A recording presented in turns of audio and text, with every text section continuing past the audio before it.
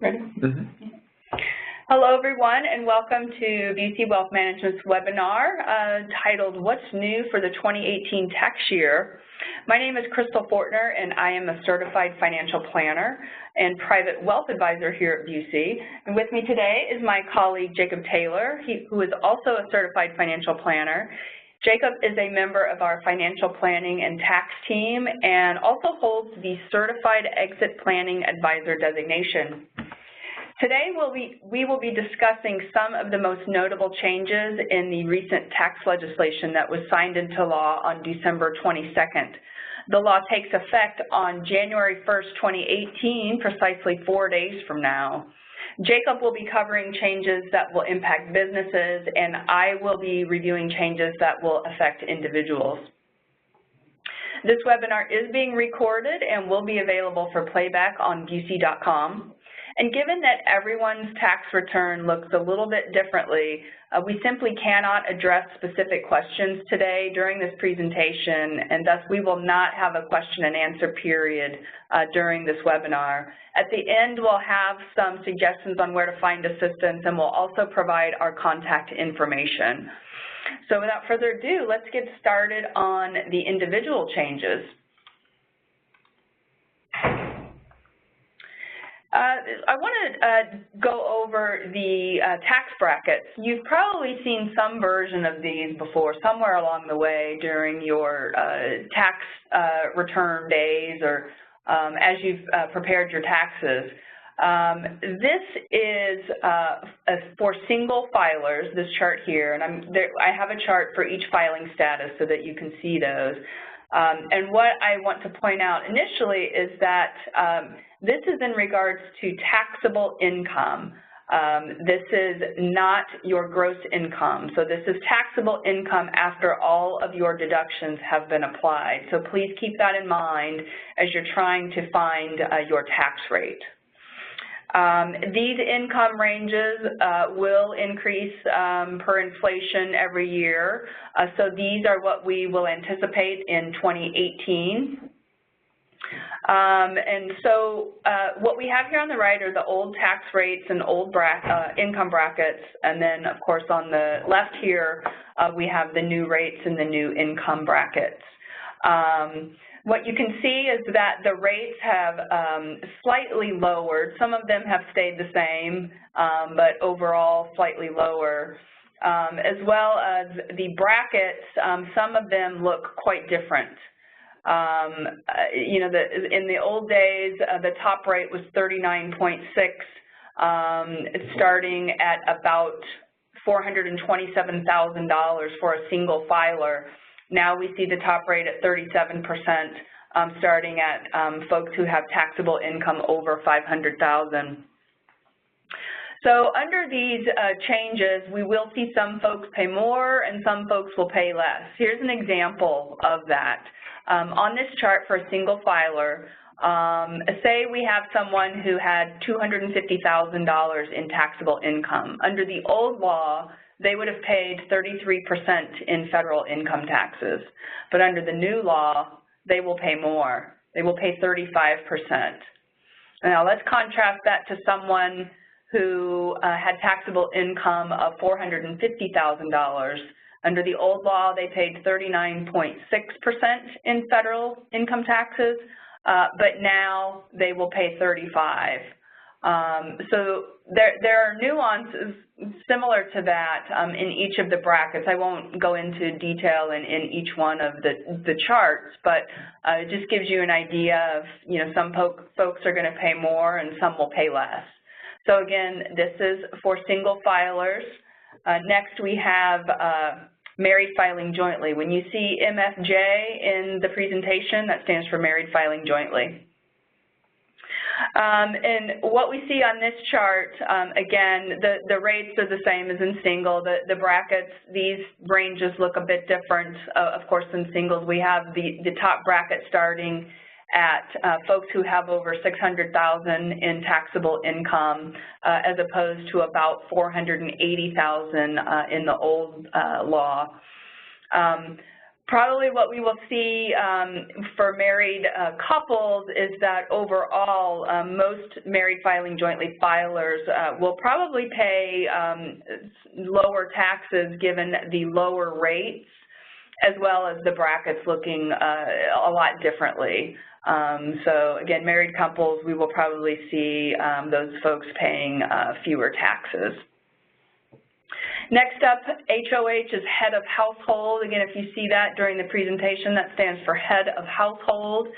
Again, similar things here. We see the new tax rates, the brackets looking a bit differently. The top rate starting at those filers having over $500,000 as opposed to slightly over $450,000. And then finally, we have married filing separately. That MFS is married filing separately. Again, similar.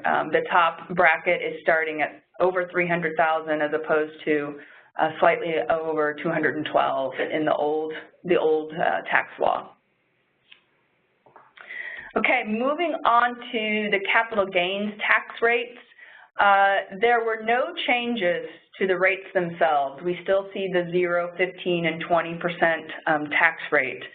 But what did change is when the 20% rate, which is the highest rate, when that starts. In the old tax law, the 20% rate did not apply to anyone except those folks in the highest tax bracket, that 39.6% bracket. In the new law, this 20% kicks in within the 35% bracket, so you no longer can really, tie it to a bracket. You have to pay attention to your taxable income to see when you will kick over into this highest 20% rate.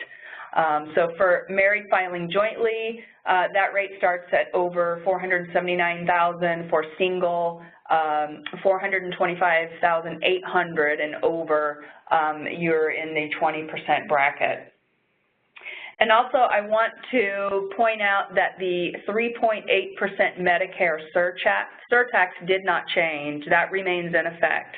That's that additional tax that applies to folks whose adjusted gross income for singles over $200,000 and married couples over $250,000. So that tax will still apply. So please keep that in mind. Next up, alternative minimum tax, AMT. I just want to touch briefly on what the alternative minimum tax is, just to give you a brief overview. Quite literally, it's a minimum tax imposed on the amount of taxable income that you have that is above the exclusion amount. You may have heard somewhere along the way that the AMT exclusion amounts, and what changed in the tax law is that they did increase, and I'll show you those in just a bit. But essentially with AMT, the calculation is you have two calculations running side by side. You have the AMT calculation, and then you have the regular tax calculation. And if you are impacted by AMT, you likely pay a combination of both taxes. So there may be a little bit of AMT in there, and there may be a bit of just the regular tax. But what's important to point out about AMT, and this is probably where it can get confusing, so I'll try to keep it as simple as possible, is that there are deductions and exemptions that are not allowed in the AMT income calculation. To give you some examples, the standard deduction, you're not allowed to deduct that amount from your AMT income. You're not allowed to deduct state and property taxes, as well as local income taxes from the AMT income.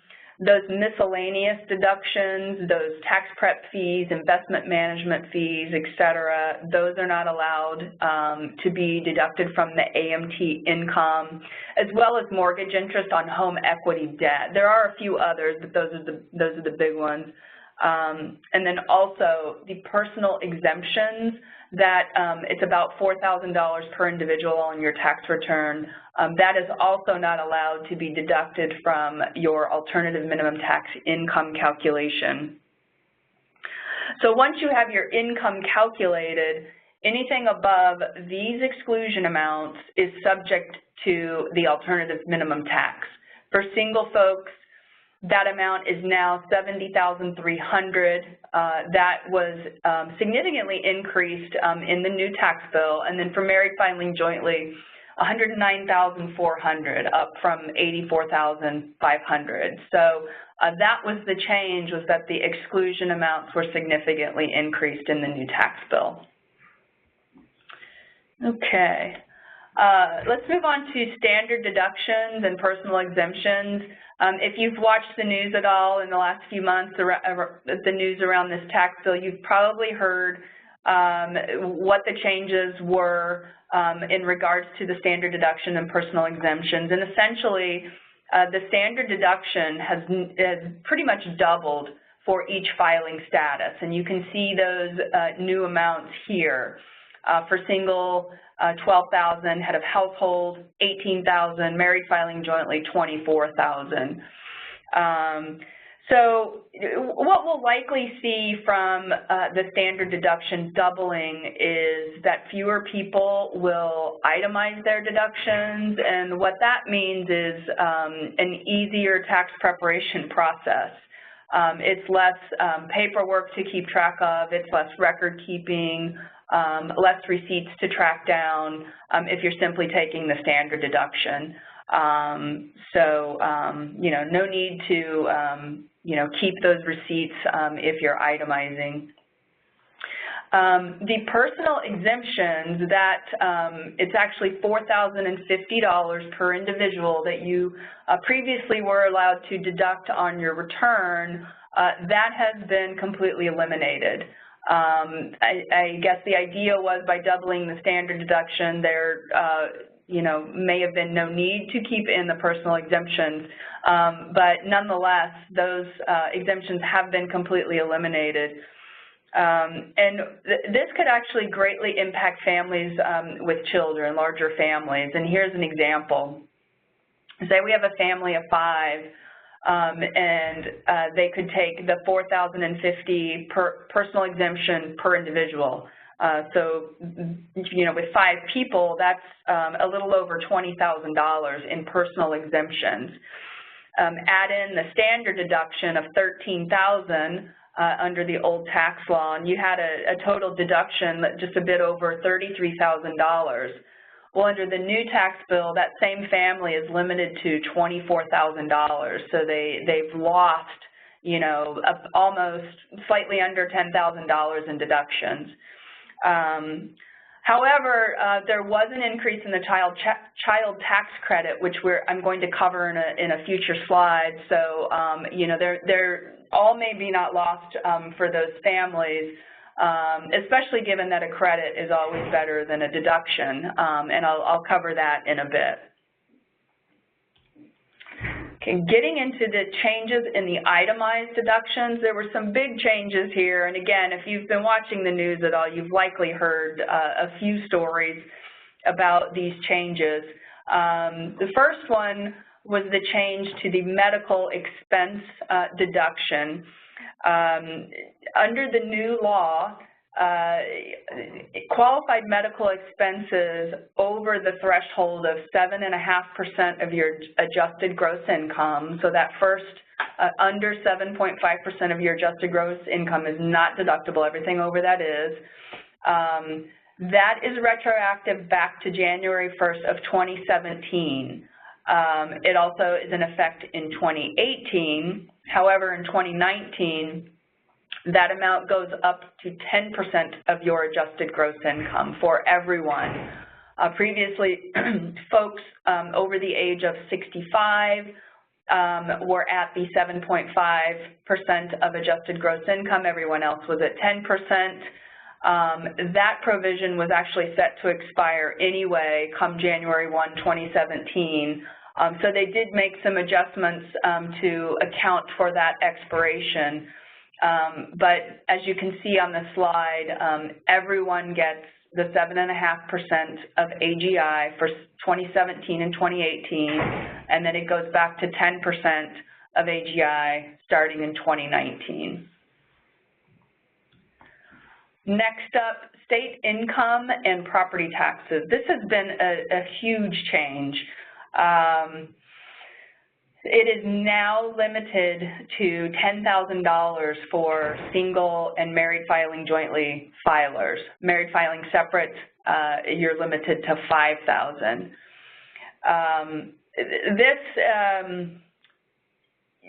I think the biggest buzz about this one is people asking if they should prepay their property taxes. And the IRS did just come out with some guidance on this, and essentially it was maybe a reminder that if you prepay property taxes based on estimates, which is the case in Champaign County, you may be unable to deduct those on your 2017 return. So people are wanting to prepay them so that they can still deduct them in the current tax year before this law takes effect. But unless you have an actual tax bill from your local taxing authority, you may be unable to deduct the amount that you pay. If it's based on an estimate, it may not be deductible. So please check this out with your tax preparer. Also check with the local tax authority on if they even have the ability to accept prepayment. And also, if you pay your taxes out of an escrow account, please check with your lender to ensure, to find out how you can prepay your taxes. Next up, mortgage interest. There was a change in the amount of interest that you can deduct from mortgages. The change only applies to mortgages taken out after December 15th, 2017. It does not impact existing mortgages. So if you've previously deducted mortgage interest, you can continue to do so, but know that the amount that you can deduct has been lowered from $1 million to $750,000. So that was the change. It impacts new mortgages, and the amount has been reduced. Okay, there was a huge change to home equity interest, mortgage interest. That is no longer deductible come January 1. So if you have home equity mortgage interest, you can no longer deduct that, plain and simple. Changes regarding charitable donations. Previously, individuals were limited to charitable donations, the ability to deduct, they could only deduct 50% of their adjusted gross income. That limit has been increased to 60% of your adjusted gross income. So this could potentially help folks donate, even more, or if they, in a previous tax year, donated more than 50% of their adjusted gross income, they may be able to deduct the amount that they couldn't previously deduct because of the higher limit. So that was the big change with charitable donations. Next up, those miscellaneous deductions that I mentioned when I was talking about AMT, those tax prep fees, investment management fees, unreimbursed employee expenses, et cetera. These were expenses that above 2% of your adjusted gross income could potentially be deductible. This category has been completely eliminated. You no longer have the ability to deduct those expenses. And lastly, the big change for itemized deductions applies to those folks who have high amounts of income. Previously, these filers were not able to fully deduct all of their itemized deductions. There was essentially what's called a phase-out. That phase-out went away. They're no longer restricted based on their income and their ability to deduct itemized deductions. However, given the lower amounts, especially with the state income and property taxes, we could potentially not really see much change because of that phase-out going away. Okay, there were some changes regarding some education expenses and the use of 529 plans. For those of you who aren't familiar with 529 plans, they're essentially an investment account that if the funds are used to pay for college expenses, you can use those funds tax-free. So the change was that those accounts can now be used to fund kindergarten through 12th grade public, private, and religious school expenses. So they are no longer limited to just college expenses.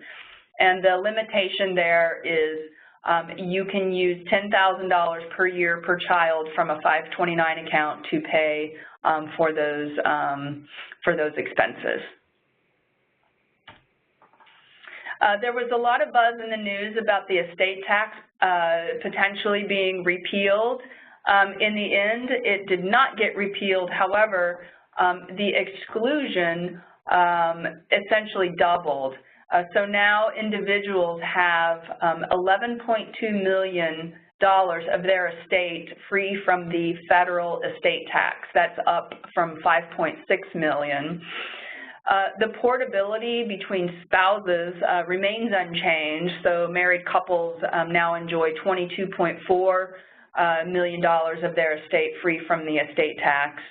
It's important to note that the Illinois estate tax did not change, so that is still in effect. These changes only apply to the federal estate tax. And then the annual gift exclusion, that amount that you can gift to an individual without incurring any federal gift tax consequences, did increase by $1,000 up to $15,000 per person starting in 2018. Some other big changes that occurred, the penalty for not having health insurance is being repealed beginning in 2019. So it's important to remember that the mandate is still in effect for 2018, so you still have to have health insurance or face a tax penalty in 2018, but that completely goes away in 2019. There was a lot of talk about basically changing the rules or the ability to divert pre-tax funds to retirement accounts, but in the end, that was left unchanged. So there were no changes in your ability to put pre-tax funds in retirement accounts. The only change, which was a natural change, is that the amount increased. So starting in 2018, you can place up to $18,500 in pre-tax funds in a retirement account, and if you're 50 or older, you get that $6,000 additional catch-up contribution for that. Another big change, which I don't think got a lot of news attention, was the change to alimony. Starting with divorces in 2019, you no longer have the ability to deduct alimony, and it is no longer income taxable to the recipient. So again, this only impacts divorces starting January 1, 2019. You can no longer deduct alimony payments, and they're no longer considered taxable income to the recipient. Changes to the child tax credit that I touched on earlier, this essentially doubled. It is now $2,000 per qualifying child, and it is refundable up to $1,400. So I want to touch on a little bit about what a refundable credit is. So here's an example. If your tax liability is 0, so you get to your return and you get to that line that says total tax, and it says 0, and you qualify for the child tax credit, you will still get a refund for $1,400. Now, as opposed to a non-refundable credit of up to $500 for other qualifying dependents, which could be college-aged children that you still claim as a dependent, or a parent that you're claiming as a dependent. You can get a non-refundable credit of up to $500 for those individuals. But if your total tax is 0, you will not get the $500. It is non-refundable. You will not, you don't gain anything extra. The phase-outs for the child tax credit were increased significantly. You can see the amounts there. It now starts at adjusted gross incomes of $400,000 for married couples, $200,000 everyone else. So that was a rather large increase. And then lastly, for these individual changes, it's very important to know that except where indicated, all of these changes expire December 31 of 2025. So come January 1, 2026, current tax law takes effect again unless provisions are extended or other changes are made. So as it stands now, all of these changes that I just discussed, unless otherwise indicated, they all expire December 31, 2025. So that's all for me. I'm going to turn it over to Jacob, and he's going to talk about the changes to the business tax. Thank you, Crystal. So before we get started, the business changes are a bit of a mixed bag. You have some of these changes that are permanent and some that will sunset, some that are retroactive, some that are just forward-looking. So we'll try to indicate where possible, but there aren't any clear-cut guidelines on all of these. To follow that thought up, we kind of picked our top 9 changes that we thought have a lot of planning opportunity and apply to businesses that are in our locality here in the Champaign County and surrounding regions.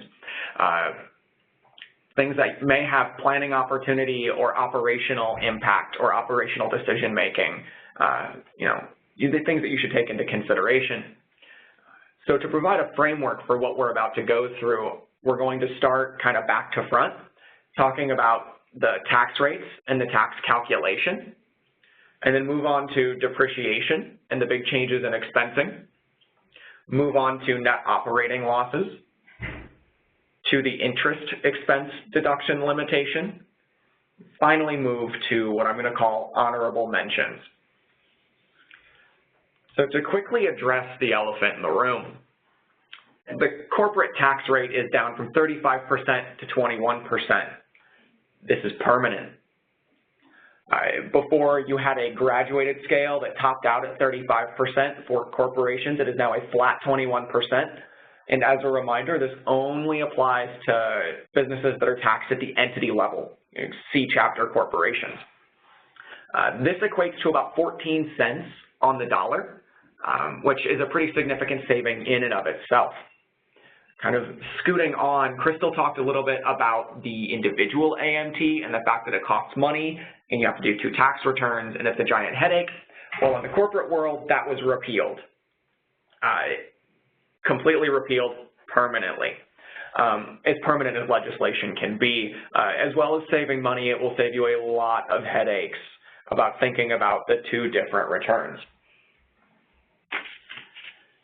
So to jump forward a little more, the other item that got a lot of hype in the corporate world during the creation of this tax bill was the tax treatment of pass-through entities. Traditionally, these entities, the income flows through the entity and is not taxed at the entity level, and it gets taxed at your personal rates instead, right? It flows out. The tax plan that the House originally proposed had some shenanigans in it about how they were going to handle this. And contrary to popular belief, it's still pass-through income, right? It will still be pass-through income, but instead, they took more emphasis from the Senate's idea. And now there's a deduction eligible for qualifying pass-through businesses. And starting here, you may start to see kind of a reoccurring theme or framework here. And it's, we might be able to do this if, you may be able to do this except, there's always some sort of limitation.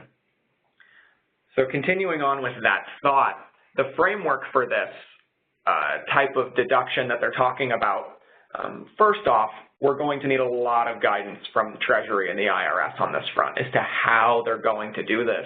We're waiting for a lot of guidance from them before we make any major decisions around preparation or tax strategy. Some things still have to be accounted for. But for what was written, we see that you get a deduction if you have a qualifying domestic trade or business limited by the industry that you're in or the type of business you conduct, limited again by some amount or calculation.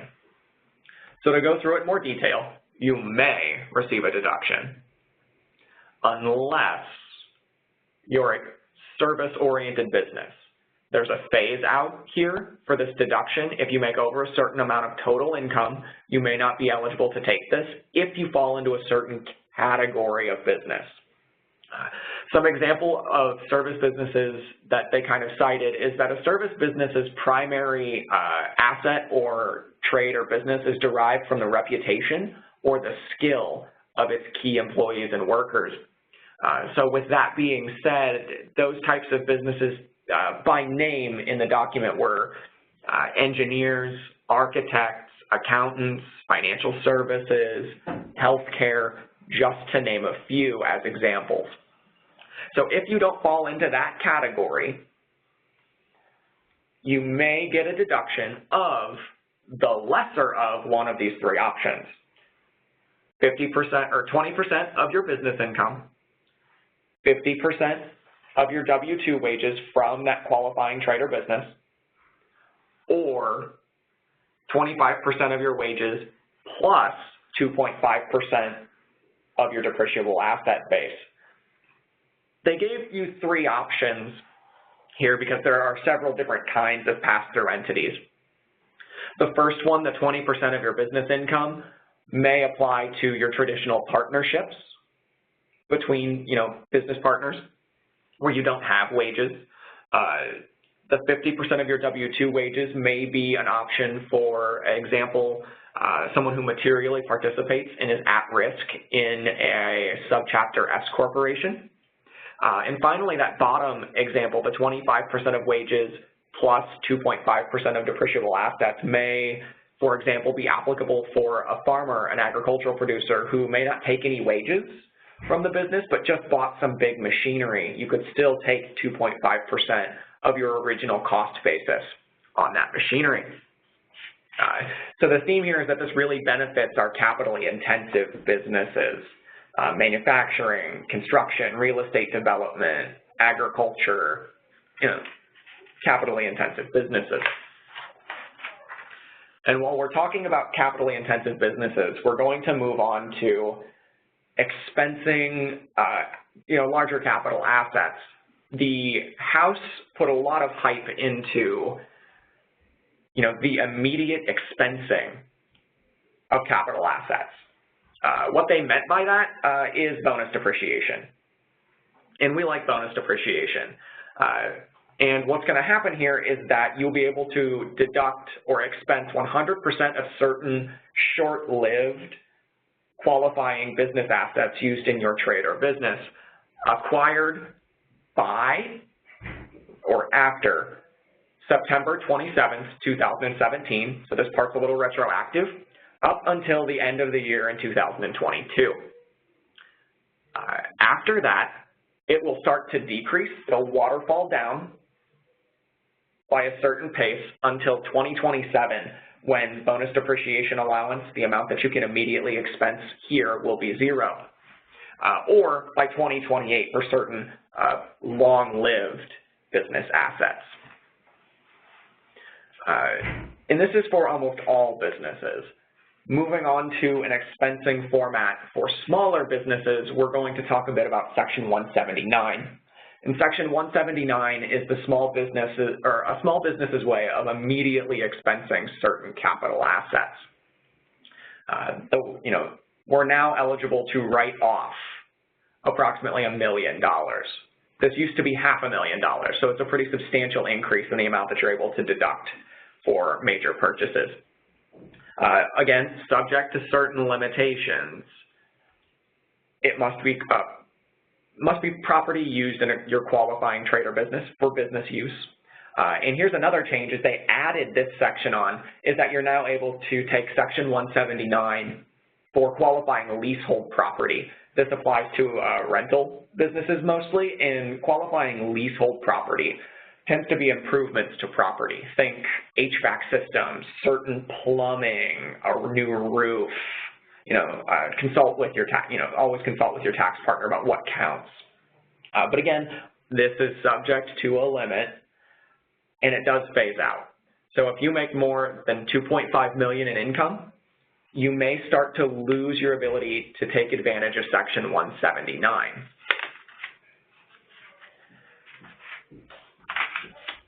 And staying in the realm of capital asset purchases and expensing, they made kind of the sneakiest change that I saw in the business section was to tax-free exchanges.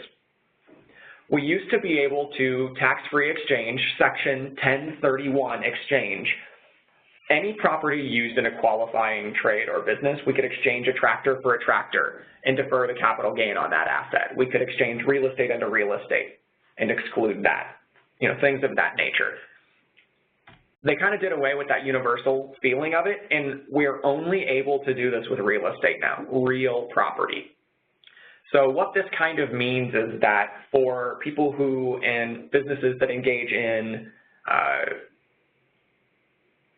pretty active machinery movement, farmers, trucking companies, construction companies, where you may be exchanging every couple of years due to wear and tear, you're going to want to keep very close eye on your trade-in price, as even though you didn't receive that cash, you could likely be taxed on that. And if you're not careful, you may get uncomfortably acquainted with depreciation recapture.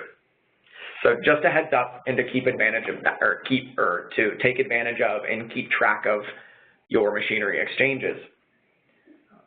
Moving on again to real estate is that there were some pretty big changes around real estate and the way you're going to recapture some of your expenses. Traditionally, you were able to depreciate your real estate over 27.5 years for certain residential rental property or 39 years for commercial property. They uniformly changed that for all property placed in service after 2017. You now depreciate it over the course of 25 years, and that's a pretty substantial change. You recover your costs a lot quicker. This may favor new real estate development, for example, or the purchasing of a new building if you needed to move locations for your business. While we're also talking about real estate, I quickly wanted to touch on the fact that although on the personal side, your real estate tax deduction was limited to, about $10,000 for most people. That's not true on the business side. You're still able to take the real estate taxes that you pay for conducting business operations as a business expense. We did not see any changes in that area.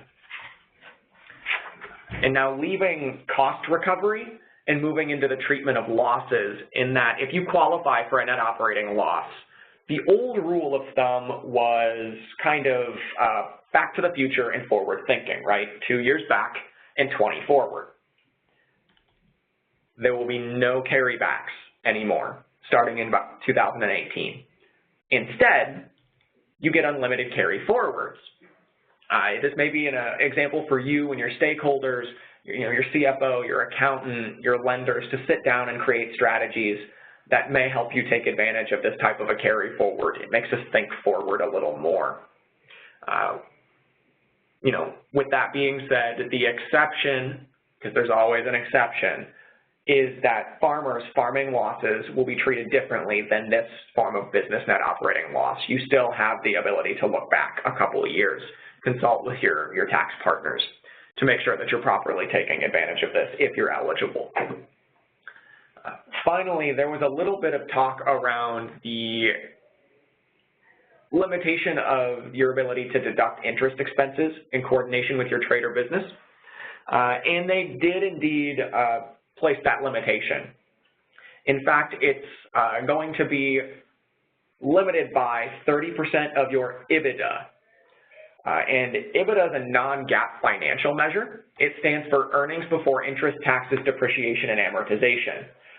This may require a little more record keeping on your part, in that it won't show up on your normal financial statements if you're not used to looking at it. It's kind of a proxy for operating cash flow. So you may have to do a little bit of record keeping and math to come up with what, tracking this type of a deduction. But don't fret. In the event that you aren't able to deduct interest, there is a carry forward available for your business interest. So if you can't take it this year, maybe you can take it next year. But again, following with the theme of the presentation, there are special rules for farmers, public utilities, small businesses, and certain real estate activities. And what I say by here, or what I mean here by small business, is that for the last 3 years running, you had less than $25 million in gross receipts, say less than $25 million in sales. So you may have to keep records in accordance with that rolling 3-year period here. So it's an example of where you may have to look back a little bit before you can go forward. And those were some of the biggest changes that we saw to business operation. There were many more changes. Honorable mention goes out to the change from subchapter S corporation recharacterization to C corporation, the way you can reimburse and deduct tuition expenses for employees, taxation of fringe benefits, a lot of changes for insurance companies and the taxation of certain policies and losses and carryovers, as well as many more. So as always, make sure that you consult with your stakeholders about what you think all of these changes mean for you. Get your CFO, your controller, your accountant, and anyone that you think has will play a part in making these decisions. But with that, I would like to turn it back over to Crystal for some closing remarks. Okay, thank you, Jacob. So this presentation is not meant to be tax advice. Rather, it's just a general overview of some of the big changes in the new tax code. There were other changes as well that we just didn't have time to cover, so please be sure to discuss this new legislation with your tax preparer. You can also contact your wealth advisor for more information. They can be a very valuable resource as well. If you have questions regarding the content in this presentation, if it pertains to the business portion, please reach out to Jacob. If it pertains to the individual portion, please contact me. If you're interested in becoming a Busey Wealth Management client, please contact us. We'd love to have you on board. And I just want to thank you for joining us today, and we wish everyone a very happy and fabulous 2018. So thank you.